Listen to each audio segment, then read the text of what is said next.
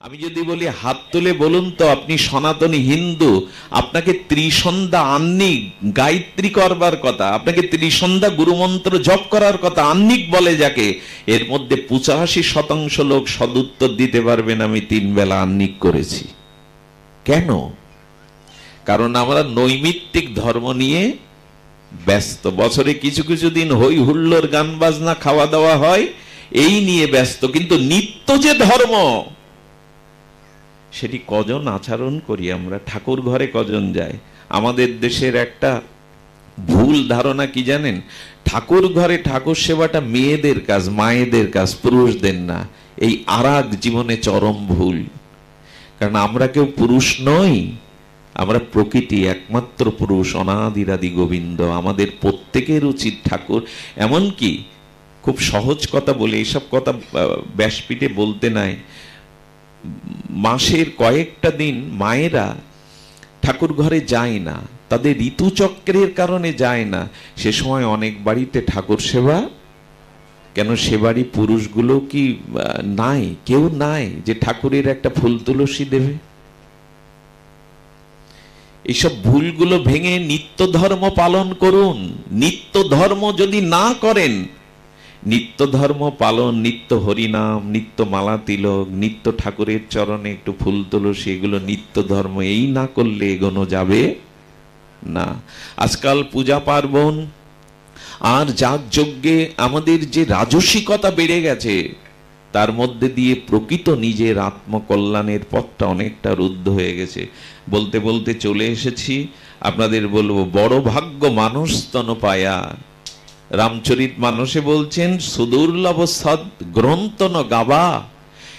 আচ্ছা, ভগবান আমার জন্য অবতার হয়ে এসেছেন, সদ্গুরুদেব হয়ে এসেছেন, হরিনাম রূপে, অক্ষর রূপে, গীতা ভাগবত রূপে এসেছেন, বৈষ্ণব রূপে এসেছেন। এত কিছু আমাকে ভগবান ধরবার জন্য ফাঁদ বা জাল পেতেছেন। কি পেতেছেন? শাস্ত্র রূপে এসেছেন, নাম রূপে এসেছেন, বৈষ্ণব রূপে এসেছেন, সাধু রূপে এসেছেন, অবতার গুরু রূপে এসেছেন। এরপরে ওই জালে ধরা দেবেন না?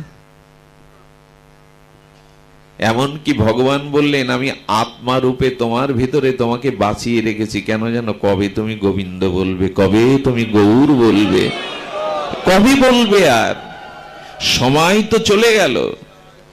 এই জন্য শাস্ত্রে বলছেন যে দেখুন, এই অখণ্ড বাংলার মাটিতে জন্মানো আর সনাতন হিন্দুর ঘরে জন্মানো বহু জন্মের সৌভাগ্য হলে এই ভক্তিস্নাত বাংলার মাটিতে, যেখানে কৃষ্ণ এসেছেন, রাম এসেছেন, নরোত্তম ঠাকুর এসেছেন, এসেছেন অদ্বৈত প্রভু, শ্রীবাস আচার্য, পুণ্ডরিক বিদ্যানিধি, সেই মাটিতে সনাতন হিন্দুর ঘরে জন্মানো বহু জন্মের সৌভাগ্য, বহু কোটি সৌভাগ্য।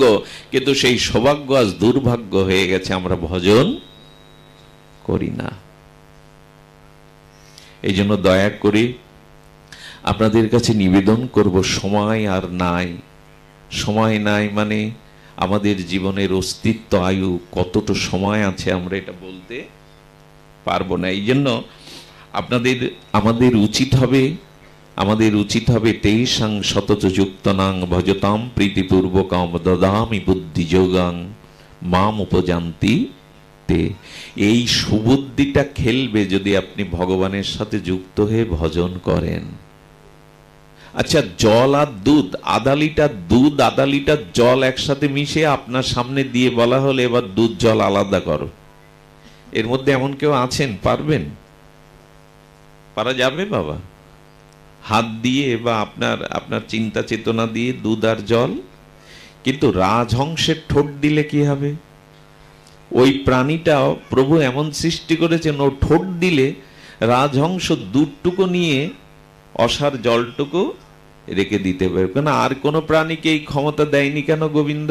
বলেন, ওকে দিয়ে প্রমাণ করলাম আমি যদি চাই তো রাজহংসের মতো প্রাণীরও মধ্যে ঠোঁটে এমন অলৌকিক ক্ষমতা দিতে পারি যে জল আর দুধ আলাদা করতে পারে। তেমন তুমি যদি আমাতে যুক্ত হয়ে আমার ভজন করো, আমিও তোমায় এই বুদ্ধি দেবো যে সংসার থেকে আমাকে কি করে আলাদা করতে হয়, এই মোহমায়া থেকে কি করে আমাকে লাভ করতে হয়, এই বুদ্ধিটাই আমি তোমায় দিয়ে দেব। আমাদের বুদ্ধি আছে অর্থ রোজগার করা, ব্যবসা বাণিজ্য চাকরি করা বুদ্ধি, ভগবান পাওয়া বুদ্ধি আমাদের কম আছে, কারণ আমরা ভজন না করলে এই বুদ্ধি আসবে না। এই জন্য বললেন গৌর গোবিন্দের ভজন করো, দদামি বুদ্ধি যোগাং, আমি তোমাকে বুদ্ধি দেব, সুবুদ্ধি দান করব, সুমেধা দান করব, সুমনীষা দান করব, যার দ্বারা তুমি আমাকে লাভ করতে পারবে। দেখুন, সংসারে যদি আমাদের বুদ্ধি হতো, আমরা হরিনাম ছাড়া একজনও থাকতে পারতাম? অন্তত এই কলিহত যুগের হরিনাম ছাড়া আমরা কেউ থাকতে, কেন জানেন? হরিনাম ছাড়া আচ্ছা, সাপের মাথায়, কিছু কিছু সর্পের মাথায় মণি থাকে, তো মূল্যবান মণি, দুষ্প্রাপ্য মণি থাকে, তো আছে, এটা সাপের মাথায় মণি আছে। ভগবান সিদ্ধান্ত দিলেন, দেখো সাপের মুখে আছে বিষ, বিষাক্ত দাঁত বা বিষ আছে, কিন্তু মাথার একদম সেই একেবারে কাছাকাছি ওখানে মণি আছে।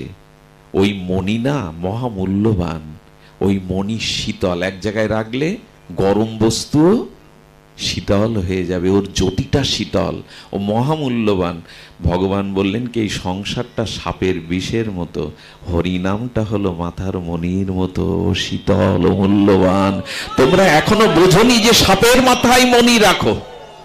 আহারে, সংসার তো সাপ, সংসারের দংশন কে পাননি, জ্বালা কে পাননি? একজন উঠে দাঁড়িয়ে বলুন, আমি আপনার বাড়ি চাকরগিরি করব, যে সংসারে আমি কখনো দুঃখ, জরা ব্যাধি, অশান্তি পাইনি। বলুন, আমি আপনার বাড়ি বাথরুম পরিষ্কার করব। তার মানে আমরা ধনী হই, মানি হই, পণ্ডিত হই, জ্ঞানী হই, সুস্বাস্থ্যের অধিকারী হই, সংসার বিষানলে দিবানিশি হিয়া। কে বলেছেন কথাটা? নরোত্তম ঠাকুর। সংসার বিষ আর অনল একসাথে, এক ব্যক্তিকে বিষ খেতে দিয়ে পেট্রোল দিয়ে জ্বালিয়ে দিলে যা হয়, তোমরাও জ্বলছো কিন্তু উপলব্ধি করতে পাচ্ছ না। তো সাপের মতো সংসার সর্বদা দংশন করে। ব্যথা কি পাড়ার লোক এসে দেয় আমায়?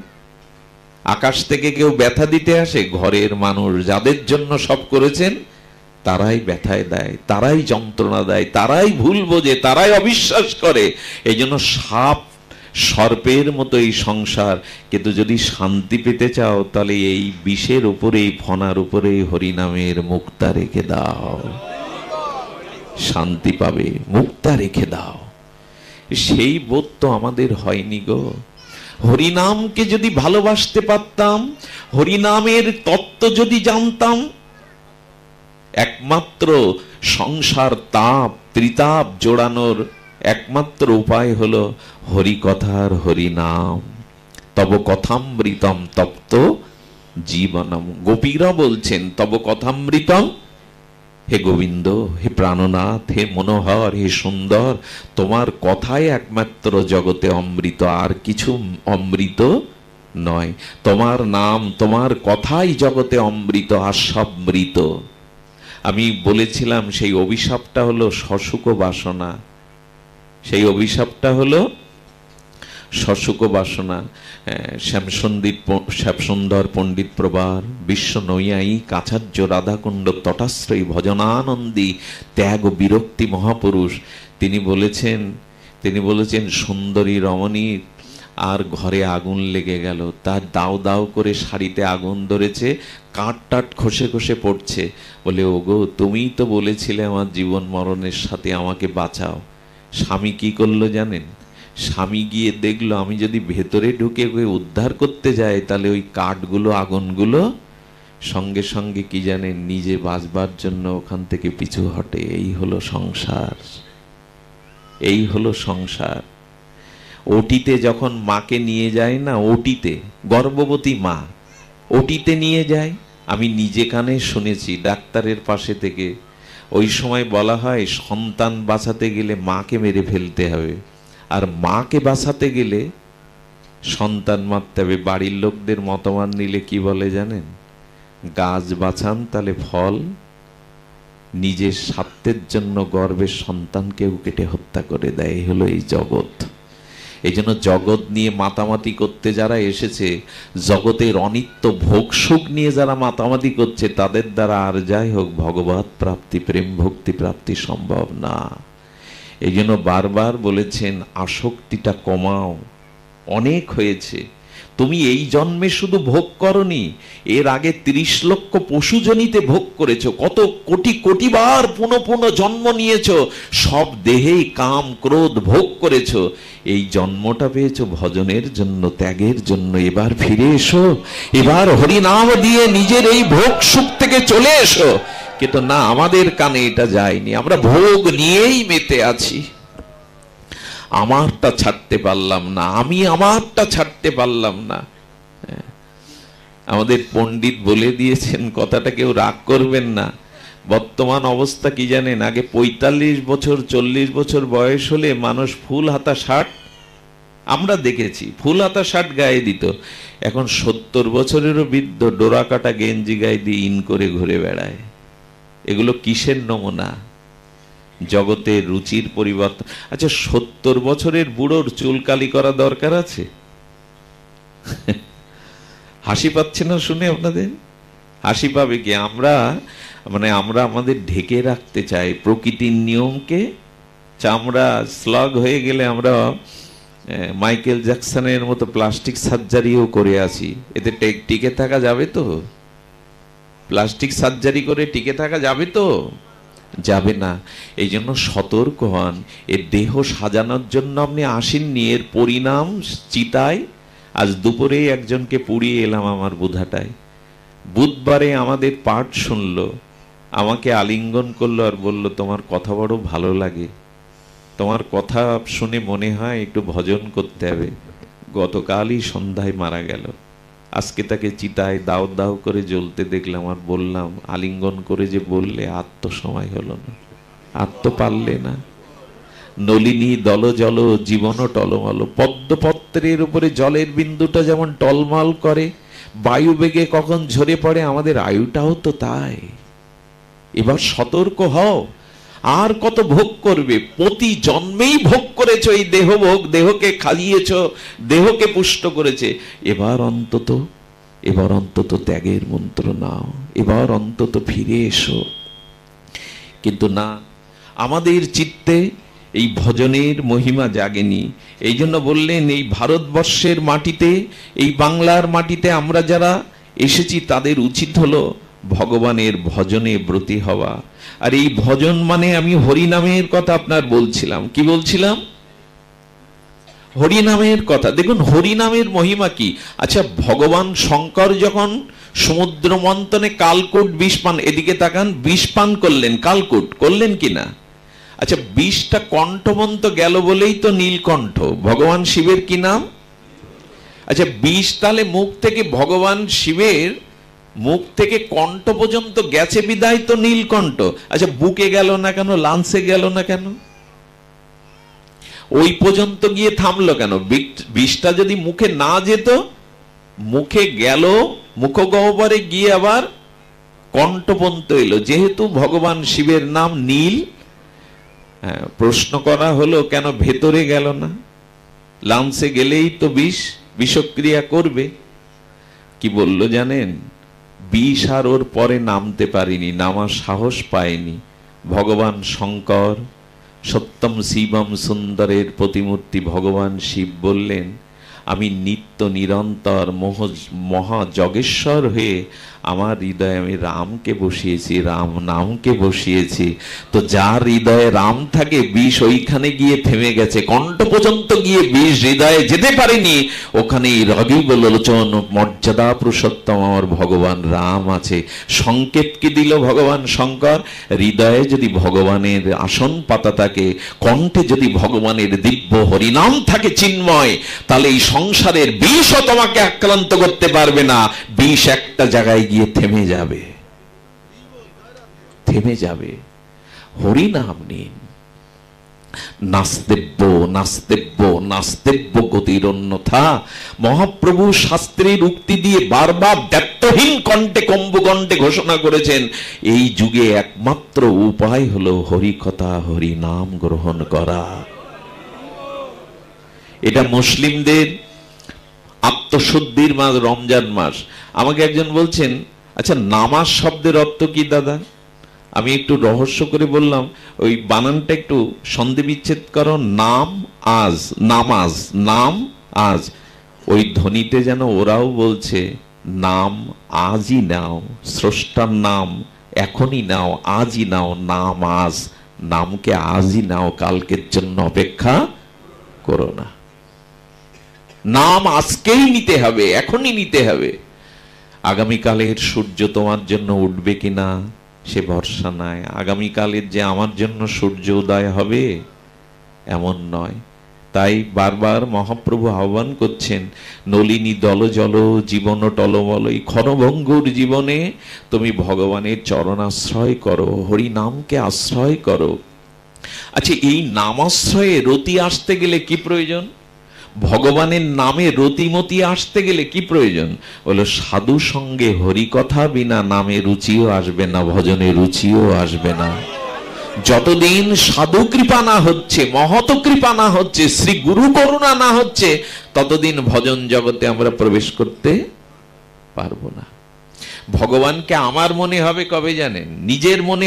আগে তো ভালোবাসার, আচ্ছা, যার প্রতি যার প্রগাঢ় ভালোবাসা আছে, আসক্তি আছে, তার কথা জোর করে মনে করা লাগে না, মনে জোর করে উদয় হয়, স্বাভাবিক উদয় হয়। যার প্রতি আপনার গাঢ় প্রীতি আছে, আসক্তি আছে, টান আছে, অনুরাগ আছে, তার কথা কি জোর করে মনে আনা লাগে? বরঞ্চ তাকে মন থেকে মুছে ফেলাও যায় না। তো ভগবানের প্রতি ভালোবাসাই যদি না আসে, তো জোর করে কি এটা হয়? জোর করে ওষুধ খাওয়ানো যায়, হরিনাম জোর করে করানো যায় না, ভগবত ভক্তি জোর করে করানো যায় না। এই জন্য শাস্ত্রে বলছে, আগে ভালোবাসাটা আসুক, মন আপনি থেকেই ছুটবে ওইদিকে। কেমন জানেন? বৎস, গো বৎস তরা, যেমন গাভীর বাছুরটা কোলে নিয়ে একজন ব্যক্তি না গাভী কিনেছে বাছুর সাথে, তো গোয়ালে তুলতে পারছে না, পারাটা সম্ভব না, কারণ অচেনা গোয়ালে গাভী মা উঠতে চাইছেন। এখন 5-6 জন ধরে ঠেলছে, কিন্তু ভারী গাভীমাকে, বলবান গাভীমাকে তুলতে পারছে না। এক সাধু বলছেন কি, গাভী ঘরে তোলার সহজ উপায়টা জানো না তোমরা? ওর বাছুরটাকে কোলে করে আগে আগে যাও, বিনা বল প্রয়োগেই ও ঢুকবে বাছুরটাকে অনুসরণ করে। তো গোবিন্দের ভক্ত, সাধু ভক্ত হলো গোবিন্দের বাৎসল্য ভক্ত। ভক্তকে যদি হৃদয়ে নিতে পারো, ভক্ত সঙ্গ যদি করতে পারো, তাহলে গোবিন্দই তোমার পেছনে ছুটবে, গোবিন্দই তোমার পেছনে ছুটে বেড়াবে। এই জন্য সাধু সঙ্গ করো, মহৎ সঙ্গ করো, মহৎ কৃপা বিনা কোনো কার্যে ভক্তি নাই। দেখুন, ভগবানের ভক্তিটা মুখ্য, তবে ওটা ভক্ত সঙ্গ ব্যতীত, সাধু সঙ্গ ব্যতীত কারো কখনো পূর্তি হতে পারে না। এই জন্য শাস্ত্রে বারবার বলছেন, তুলায়াং লভে না পিনা সর্গাং না পুনর্ভবাম ভগবত সঙ্গী সঙ্গস্য মর্তনাম কিমতা শিষা। ভগবান পেছনে ছুটে বেড়ায়, কার পেছনে? ভক্ত বা সাধুর পেছনে। লক্ষ্য করুন বাবা, একটু লক্ষ্য করুন লীলাটি, সাধুর পেছনে ছুটে বেড়ায়। কেমন জানেন? মাধব দাস বাবাজি, কার নাম বললাম? নামগুলো মুখে নিলে আত্মকল্যাণ হয়, চিত্ত শুদ্ধ হয়। মাধব দাস বাবাজি, ইনি মাধব দাস বাবাজি জগন্নাথের সখা, আমাদের নীলাদ্রি শেখর পুরুষোত্তম জগন্নাথেরই পরম বান্ধব। উনি একটু মন দিন এদিকে শুনুন, উনি কি করেছেন? উনি লীলাচল ভূমিতে জগন্নাথের লীলা ভজন করতে করতে মনে হলো একটু বৃন্দাবনে যাব, ব্রজ দর্শন আমি একটু করব। তো উনি বেরিয়েছেন মা ব্রজ দর্শনে। আর ব্রজ দর্শনে আসতে আসতে উনি পথে ক্লান্ত হয়ে আর একটু আহারাদির জন্য এক বৈষ্ণবের গৃহে বলছেন, মা বড় অভুক্ত, আমি ক্লান্ত, আমাকে একটু প্রসাদ পাওয়াতে পারো? তো সেই বুড়িমা প্রসাদ রন্ধন করে ভোগ লাগিয়ে মাধব দাসকে আসন দিয়ে প্রসাদ দিয়েছে। দেওয়ার সাথে সাথে বুড়িমার চোখে জল। বললো, মা আমাকে সেবা দিয়ে কাঁদছো কেন? বললো, বাবা তোমার জন্য কাঁদছি না, কিন্তু তোমার একটা ভুল হয়ে গেছে। কি ভুল ধরলো জানেন? বলে, তোমার পেছনে অতটুকু বালককে তুমি এই কষ্ট করে, পথশ্রান্ত ক্লান্ত রৌদ্র মাখা কষ্ট করে বাচ্চাটাকে এনেছো কেন? নীল বাচ্চাটা নীল হয়ে গেছে রৌদ্র পুড়ে।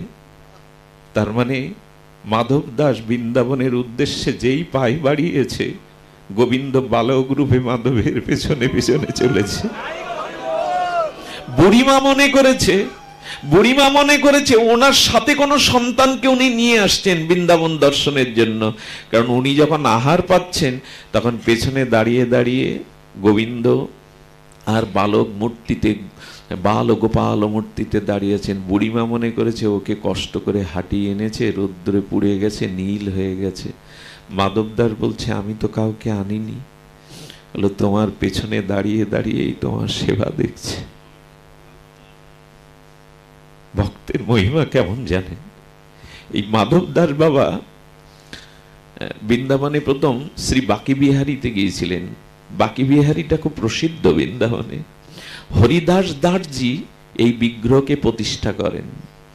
বাকি বিহারীর মন্দিরের যে বিগ্রহ দেখেন আপনারা, সমস্ত বৃন্দাবনকে মাতিয়ে রেখেছে শ্রী বাকি বিহারী। এই বাকি বিহারীকে শ্রী হরিদাস দাসজি ভজনের দ্বারা উনি প্রকট করেছিলেন। সেই মূর্তি আজও আছে বৃন্দাবনে।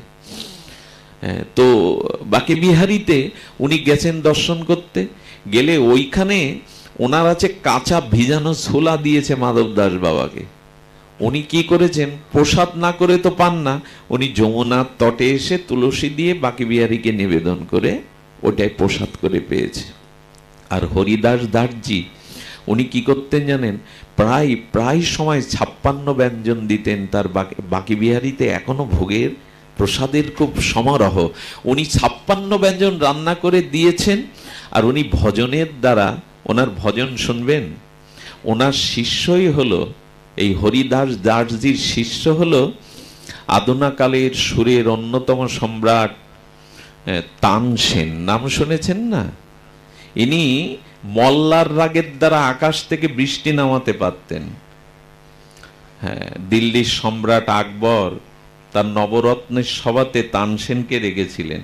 তানসেনের কার শিষ্য শুনুন, এই হরিদাসজির শিষ্য, যিনি বাকি বিহারীকে প্রতিষ্ঠা করেন। তানসেনকে একদিন বলছেন এখানে তো মিউজিশিয়ান নেই, তবলা হারমোনি বাদক সেতার বাদক নেই, তো খালি কণ্ঠে কি আপনার কণ্ঠে একটা গান শুনতে পারি? তানসেন কি বললেন জানেন, আমি যদি গাই তো যন্ত্রগুলো আপনিই বেজে যাবে, শুনুন। ভাবা যায় এরা কত বড় সুরের সম্রাট। উনি সঙ্গীত ধরলেন, গুরুজির নাম ধরে, সঙ্গে সঙ্গে স্বপ্রণোদিত হয়ে সমস্ত মিউজিকগুলো, বাঁশিগুলো অবাক হয়ে গেলেন। বললেন আপনার কে, গুরুদেব কে আপনার? বললেন আমার গুরুদেব আছে, তবে তার কাছে কেউ যেতে পারবে না। কারণ কি, আমি দিল্লির সম্রাট আকবর, আমি তার সঙ্গীত শুনতে পারবো, আমি দিল্লীশ্বর। বললেন দিল্লীশ্বর হন আর যেই হন, শ্রী গুরুদেবের সঙ্গীত এক বাকি বিহারী রাধা মাধবকে ছাড়া তিনি কাউকে শোনান না। এই গান একমাত্র রাধা মাধবকেই তিনি শোনান, আর কাউকে। এই যে ভাগবত পাঠ, এই যে হরিনাম, এটা লোকের মনোরঞ্জনের জন্য নয়, দর্শককে মাতানোর জন্য নয়, এটা যার গুণ, যার সুর, তাকে সন্তুষ্টির জন্য। কারণ ভাগবত যেখানে হয়, হরিনাম যেখানে হয়, সবার আগে শ্রোতা হয়ে রাধা মাধবী আসেন শ্রবণের জন্য। যত্র গায়ন্তি তত্র তিষ্ঠামি নারদ। ভগবানের কথা ভগবানই শোনেন। এই জন্য বক্তার বা গায়কের এই মনোভাব থাকা উচিত না আমি এখানে আসরটা মাতিয়ে যাব, পুনরায় যাতে আমার ডাক হয় না। এগুলো নিজেকে ঠকানো, এগুলো নিজেকে বঞ্চনা করা, যার গান তাকেই শোনানো। কবিগুরু এই জন্য একটা লাইনে বলে দিয়ে গেছেন, তোমার পূজার ছলে তোমায় ভুলে থাকি, যেন তোমার গান গাইতে এসে অন্যকে না শোনায়, তোমায় যেন ভুলে না থাকি।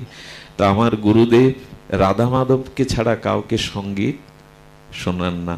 আকবর যখন বললেন শিষ্য যখন এরকম, তার গুরু কেমন হতে পারে, যে মল্লার রাগে আকাশ থেকে ঝরঝর করে বৃষ্টি নামায়। বললেন কৃপা, তুমি আমাকে দয়া করো, তোমার গুরুজির কণ্ঠে একদিন গান শুনিয়ে দাও। বললেন একটা উপায় করতে পারি, আপনি সম্রাট, আপনার কথা উপেক্ষা করতে পারি না, তবে ওনার সামনে বসে শুনতে পাবেন না।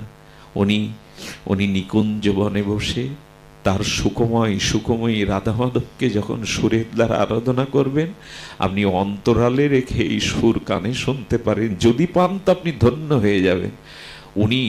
উনি কি গান গাইলেন জানেন? উনি যে রাগটা গাইছিলেন আমার মনে নেই। হরিদাসজি ইমন কল্যাণ রাগে উনি রাগিনী ধরেছেন। সেই রাগিনী শুনে সম্রাট আকবর মূর্ছিত হওয়ার আগে বললেন, আহা, এ কি সঙ্গীত! এই আহা করে উঠলেন। এই শব্দ শোনার সাথে সাথে হরিদাসজি বন্ধ করে বললেন, কোন পাষাণ্ড এখানে? আমার অনুমতি বিনা আমার রাধা মাধবের সুর কোন পাষাণ্ড শুনছে এখানে? কে? উনি ওনাকে বলেছিলেন, আপনি এই মুহূর্তে চলে যান, অভিশাপ আপনাকে দেব না, তবে আপনি চলে যান। এবং বলেছিল, আজ থেকে ইমন কল্যাণ রাগ আমি আর কখনো গাইব না, যেটা আমার রাধা মাধবের প্রসাদই দিতে পারেনি, আমি আর গাইব না। আজও বৃন্দাবনের বাকি বিহারীতে যে সুরসঙ্গীতা ইমন কল্যাণ রাগ, সেখানে গাওয়া হয় না, অন্যান্য রাগগুলো গাওয়া হয়, আজও গাওয়া হয় না। তো এই হরিদাসজি 56 ব্যঞ্জন রান্না করে বাকি বিহারীকে দিয়েছে। বাকি বিহারী বলছেন, এদের সাক্ষাৎ বিগ্রহ, এদের সাক্ষাৎ সচ্চিদানন্দ তত্ত্ব, এটা পাথর মূর্তি নয়। উনি বললেন, আজ আর আমি কিছু পাবো না, আজ আর আমি কিছু পাবো না। কেন কেন কেন প্রভু তুমি পাবে না? বলে, না, যমুনার পুলিনে আমাকে মাধব দাস কাঁচা ছোলা খাইয়েছে, সেই ছোলা খেয়ে না আমার পেটটা ভালো যাচ্ছে না, আমার পেটে ক্ষুধাও নেই, আমি আজ তোমার 56 ব্যঞ্জন দেব না। কি হয় বলুন তো? এই হরিদাসজি 56 ব্যঞ্জন দিতেন বাকি বিহারীকে, কিন্তু নিজে কি পেতেন জানেন? শুকনো রুটি, ওই তুলসী পাতাটা ছুঁয়ে। এই জন্য আপনাদের একটা কথা বলি, যে নিজের জন্য রন্ধন করে, শুধু নিজের জন্য পরিপাক করে, নিজের জন্য খায়, শাস্ত্র বলছে সে পাপ ভক্ষণ করে। গীতায় বলছে, ভগবানকে না দিয়ে পাওয়া না। প্রতিবেশী কেউ অভুক্ত আছে কিনা, হিন্দু ধর্মে নিয়ম আছে, গ্রাস মুখে তোলার আগে চারিপাশটা ভালো করে দেখতে হবে কোনো অভুক্ত প্রাণী আমার দিকে তাকিয়ে আছে কিনা। এটা সনাতন রীতি। অতিথি দেব ভব, বেদ বলেছেন। আজ আর অতিথি দেব ভব নাই, খেয়ে পরে নিজেরা ভালো থাকলেই হলো। কে অতিথি, কে দুয়ারে? আমার কি মনে হয় জানেন, হাত পেতে যখন কেউ বলে মা এক মুঠো দেবে, 1 টাকা দেবে, ও কিন্তু কাঙাল হয়ে ভিখারি হয়ে আপনার দ্বারে আসেনি, পৃথিবীর অন্যতম শ্রেষ্ঠ একটা উপদেশ দিতে এসছে, যেটা কোটি টাকাতেও আপনি বই পুস্তক ঘেটে পাবেন না। ও কি উপদেশ দিতে আসছে জানেন? তুমিও মানুষ, আমিও মানুষ সৃষ্টির। তুমি উপরে দাঁড়িয়ে হাতটা উপরে দিচ্ছ, যে দেয় তার হাত উপরে থাকে। আমি মানুষ হয়ে আমি নিচে, আর আমার হাতটা নিচে। আমি কাঙাল আর তুমি মহাজন। আজ যদি আমায় না দাও, আমাকে ফিরিয়ে দাও, তোমাকে যে বড় করেছে না, সে বলবে আগামী জন্মে আমি তোমাকে ওর জায়গায়, ওকে তোমার জায়গায় আনবো। এই উপদেশটা ওরা দিতে আসে। তুমি আগামী জন্মে ওর জায়গায় যাবে, ওকে আমি তোমার জায়গায়। যাদের ধন আছে সৎ কাজে ব্যয় করে না, ভগবত কাজে, সমাজ কল্যাণে ব্যয় করে না, গোবিন্দ বললেন হাতে ঝুলি নিয়ে ভিখারি করে আগামী জন্মে আমি তাকে রাস্তার পাশে দাঁড় করিয়ে দেব। যাদের বিদ্যা আছে, মেধা আছে, জ্ঞান আছে, জাতির বা সমাজের, বিশ্বের কল্যাণে ব্যয় করে না, গোবিন্দ বললেন তাদের আমি বৃক্ষ করে জন্ম দেব। সে পেয়েছিল কিন্তু অন্যের কল্যাণ করেনি। এইসব ছোট ছোট কথাগুলো আমি বারবার পথ হারিয়ে যাচ্ছি। বলছিলাম ভক্ত কৃপা, ভক্তের পেছনেই ভগবান। ভক্ত সঙ্গের দ্বারায় হরিদাসজি চলে গেলেন যমুনা পুলিনে। বললেন মাধব দাস, প্রণাম করে বলছেন বাবা আপনি প্রণাম্য, আপনি আমার ভগবানের সখা বন্ধু, কিন্তু আপনাকে একটা কথা বলি, আচ্ছা আপনি সাধারণ কিছু পান, কিন্তু ভগবান তাকে আপনি ছোলা খাইয়ে তার পেটটাই নষ্ট করে দিলেন। বলছেন কি বলছো তুমি? বললো আমার ঠাকুর আজ 56 ভোগ পাবে না। তুমি ছোলা খাইয়েছো, কাঁচা ছোলা, তাতে আমার বাকি বিহারীর উদর পরিপূর্ণ হয়ে গেছে, কিছু খেতে পাচ্ছে না। উনি বললেন খেতে যদি হয় তুমি চানা চিবাও, কিন্তু রাধা মাধবকে চানা দিও না, তাকে ভালো কিছু দাও, এইটা আর করো না। দুর্গাপূজা ভালো লাগে কেন যেন? ঢাক বাজলো, মাইকে গান ভেসে এলো, মহালয়ার সেই বাঙালির গর্ব বীরেন্দ্র কৃষ্ণের ভদ্রের চণ্ডীপাঠ ভেসে এলো। এরপরে অষ্টমীতে লুচি, নবমীটা আর বলবো না, নূতন জামা কাপড়, মেয়ে জামায় কার না ভালো লাগে, কিন্তু বিজয়া দশমীর পর যে একাদশী, ওই দিনটা মুখ শুকিয়ে যায়। মা আরো একদিন কেন থাকলে না, মা আরো একদিন কেন? আমি পূজাকে কটাক্ষ করছি না। মা দুর্গা হলো সাক্ষাৎ বৈষ্ণবী শক্তি, ভগবানেরই চিৎ শক্তি, তিনি ভগবানেরই অংশ। কিন্তু বলতে চাইছি, এই নিয়ে মাতামাতি করলে প্রেম ভক্তি পাওয়া। আর আজকাল পূজা পার্বণের পরিবেশগুলো আপনারাই বিচার করে দেখুন, সেখানে উপাসনা আছে কিনা। বাঙালির কদর্যতা এই আসনে বসে বলা ঠিক না। আমরা দেখেছি কলকাতার দুর্গাপূজায় নবমীর দিন অবেদ্য মাংস মদও সেখানে খাওয়া হয়। মাকে বিদায়ের দিনে আড়ং বলি, মাকে বিদায়ের দিনে নেশা করে কিছু যুবকরা যেভাবে উন্মাদ নাচতে থাকে, মার বিদায়টা কি এইভাবে দিতে হয়? আমার মা মারা গেলে যখন শ্মশানে নদীর ধারে নিয়ে যায়, খুব কি নাচ গান করতে করতে নিয়ে যায়? ইসকনের এক প্রভু বলেছিলেন, একবার বিজয়া দশমীতে মাকে ডুবিয়ে দিচ্ছে, আর ওই হই হুল্লোড় করে নৃত্য করছে। পরের দিন ওই ছেলেটা নদী পার হতে গিয়ে ও নৌকা ডুবিতে ডুবে গেছে। তো 5 দিন তো দুর্গা মণ্ডপে ছিল, মা বাঁচাও, মা তুমি দুর্গতি নাশিনী। মা একটু আকাশের থেকে হেসে বললেন, কালকে তো ডুবিয়ে আনন্দ করলে, এখন আমি কি করব বল? আমাকে ডুবাতে গিয়ে তো আনন্দ করলি, আমি কি করব? আর আমরা কিছু মন্ত্র শিখেছি, এই মন্ত্র যে কোথা থেকে পেয়েছি, আসছে বছর এটা কোন চণ্ডীতে আছে, কোন মন্ত্রে আছে আমাকে দেখান। আসছে বছর এগুলো মন্ত্র না তন্ত্র, কি এগুলো, কোথায় পেয়েছেন এগুলো? আসছে বছর মানে মা এই 5 দিন ভালো খেলাম, জামা কাপড় পরলাম, মাইক্রো নিয়ে বউ ছেলে মেয়ে ঘুরলাম, বেশ রাত জেগে আনন্দ করলাম। মা আসছে বছর আবার এই আনন্দের জন্য এসো। আর 1 বছরে মার খোঁজ নেই, আর 1 বছরে মার কোনো আসছে বছর। এই জন্য আমাদের সুবিধার্থে তো তৈরি করে নিয়েছে আমরা, আসছে বছর আবার হবে। এই সব এই পূজা পার্বণ গুলো আমি বিরোধী নই, দেবদেবীর পূজা আমাদের সনাতন ধর্মে করতেই হবে, এটা আমিও করি। কিন্তু প্রশ্ন হলো, যাতে ভক্তি হয় সেই ভজনই করতে হবে। মার পূজা, রামচন্দ্র ভগবান একটা নীল পদ্মের জন্য নিজের নীল আঁখি তুলে দিতে গেল, চোখ তুলে দিতে গেল, এই হলো উপাসনা। মা, লোকে বলে আমার কমল নয়ন নাকি কমলের মতো, তোমায় একটা ফুল নাই কি হয়েছে, তীর ধনুক দিয়ে রামচন্দ্র নিজের চোখ উৎপাটন করে দিতে গেলেন মার চরণে। লক্ষণ খাচ্ছে, হনুমান খাচ্ছে, আর রঘুপতি রামচন্দ্র চোখ তুলে দিতেছে। যে পূজা মানে উপাসনা, পূজা মানে আজকাল যেসব ওই যে ডিজে বলে তো প্রেমানন্দ, যাদের হার্টের রোগ নাই তাদেরও হয়ে যাবে ওগুলো শুনলে। আর যে অসুস্থ বাচ্চাগুলো আছে পাড়ায়, তারা অসুস্থ হয়ে যাবে। গাছগুলো রাত্রে ঘুমাতে পারে না, ওদের অত্যাচারে এই গাছগুলো ঘুমায়, আমাদের অক্সিজেন দেয়, ওরা অভিশাপ দেবে আপনাকে ওইভাবে হাইব্রিড দিয়ে রাত দুপুরে এগুলো বাজালে। এগুলো ধর্মে নাই। সদ্গুরুদেবের চরণাশ্রয় না করলে, বিশুদ্ধ সাধনা সঙ্গ না করলে প্রকৃত ধর্ম কি এটাও বোঝা। সাধু সঙ্গ ব্যতীত, ভাগবত শ্রবণ ব্যতীত প্রকৃত ধর্ম কি? আচ্ছা, ধর্ম শব্দের ব্যুৎপত্তিগত অর্থ কি?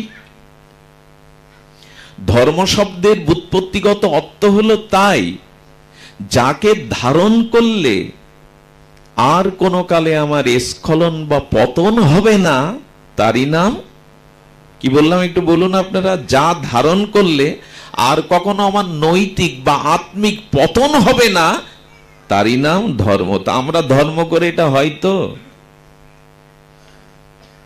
আগেকার দিনেও বিজয়া দশমীতে বুড়ো বুড়ি গ্রামের যে মা স্বামী হারা হয়েছে তার কাছে মিষ্টি নিয়ে প্রণাম করতো। এখন এটাও তো উঠে গেছে। যে মাটা বিধবা হলো, পূজায় আসেনি, মুখ দেখেনি মা, তার বাড়ি গেছেন তো, গিয়ে একটু প্রণাম করে এসছেন তো? না বন্ধু বান্ধব বান্ধবী নিয়ে খাওয়া পড়া হই হুল্লোড় করলেন।